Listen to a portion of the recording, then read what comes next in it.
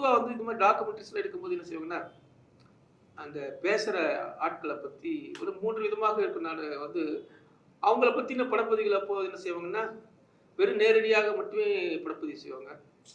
அது வழக்கமாக பார்த்து பார்த்து சலிச்சுது.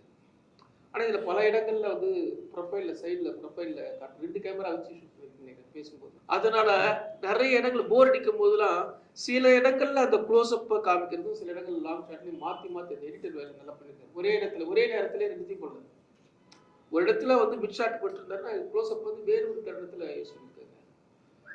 அந்த மாதிரியான ஒரு ஒரு கேமரால வந்து நயமா பதிய வச்சு அதை வந்து அந்த படத்தொகுப்புலையும் ரொம்ப ஒரு செயல்படுத்துறதுனால அதுவும் ஒரு இந்த ஒரு ஏன்னா ஒரே ஆளே திரும்பி திரும்பி பார்த்து போர் அடிக்கும். ஏன்னா அவங்க ஒரே ட்ரெஸ் தான் இருக்காங்க. நம்ம இதுக்காக சினிமா மாதிரி பல ட்ரெஸ்லாம் போட்டு வர முடியாது. அதுதான் இது ஆவணப்படத்துடைய மிக மிக முக்கியமானது.